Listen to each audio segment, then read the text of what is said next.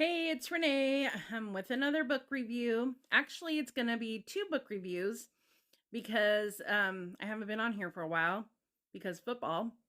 Go Hawks. Woohoo! So anyways, I had to read a book set in the 1800s, actually written in the 1800s, and then a book that won an award of some sort last year.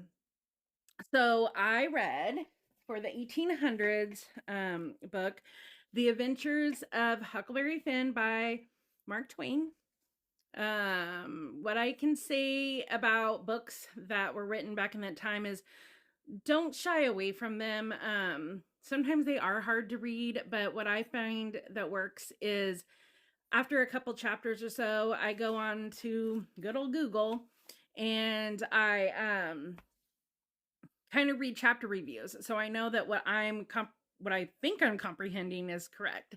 I did that a lot with Jane Austen last year, so I definitely recommend that. For the award-winning book, I read James by Percival Everett. The award that it won was a Pulitzer last year, and it totally deserved it, in my opinion, anyways. So this book is actually a retelling of Huck Finn, but in the perspective of Jim, the slave. What I found with both these books is there's a similarity between Jim and Huck in that I feel like they're both seeking freedom. Obviously, you can figure out what kind of freedom Jim is trying to obtain. But Huck also has some struggles. If you're not familiar, you'll know when you read it. One of the key differences that I found in these two books was in the Adventures of Huck Finn, it is an adventure. He's out exploring. He has nobody to tell him what to do. He's learning all these new things about the world around him, and it seems like this big grand adventure. And even though Jim is with him, it's a different kind of story for him. His is more about survival. He's having to make sure that nobody thinks that he's a runaway. Nobody thinks that he's responsible for the fake death of Huck Finn. And so that just kind of spoke to me because I was like, it's funny how they were together, but their stories are so different. A few times in Huck Finn, he kind of makes comments about how he realizes that Jim is more like him than he thought. And so there's a part actually in James that I wanted to read that was similar to that. They're probably floating, I can't remember, but Jim is talking about how he misses his family that he's separated from. And Huck says, I can see how much you miss your family, and yet I don't think about it. I forget that you feel things just like I feel. I know you love them. And then Jim says, thank you, Huck.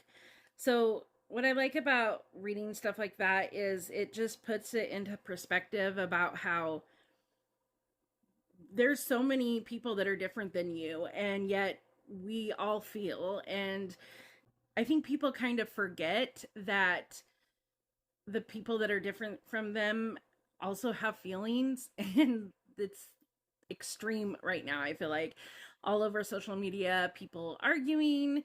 I won't even bring up the halftime show, but I feel like because people are different, they don't understand it, and it's harder for them to accept it. And so what I really liked about James was it humanized him. It put everything in a little bit different perspective. I really recommend reading it. It was a little bit different towards the end of how Huck Finn is. They changed some things, but I actually liked it better. I also liked that James didn't talk about Tom Sawyer really because not a fan. And so I appreciated that. One of the things that I found funny in Huck Finn was how he was able to come up with a lie at the drop of a dime. I was like, how does he do that so quickly? And then I realized, well, he's like in a raft just floating for long periods of time. Of course, he has time to come up with all these stories. So I just found that kind of funny. There's another part of James that I wanted to talk about. So at this point in the story, there's a war going on.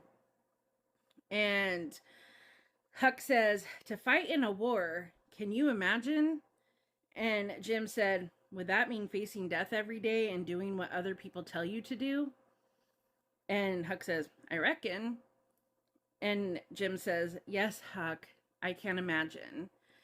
And so it just kind of brings it back on how when something's not happening to you, it's, I guess people just kind of, I feel like people sometimes forget, like other people's stories are happening and things are happening to them. And I'm not even saying that people that are different color or gender or anything. It's just when it's not, when something doesn't fit your agenda, then I feel like you just kind of forget that other things exist. And so I think that's one of the things that I really loved about James was that it humbled me and it made me, I'm pretty good about trying to consider other people's life and what they're going through. But this just reinforced that I need to continue to do that in my life. So that about wraps it up. If I was going to recommend one over the other, it would definitely be James, just because it is easier to read. Most people are familiar with this story, and it's just a little bit harder to read. I read them back to back, and so that was a little rough. It's probably actually why it's taken me so long. I did have some other things I was doing, but I'm still reading away. I'm reading a little time travel piece for our library book club right now, so I'll be excited to talk about that one. It's getting pretty good. So until then, I hope everyone's doing good and staying warm and is reading. So see you next time.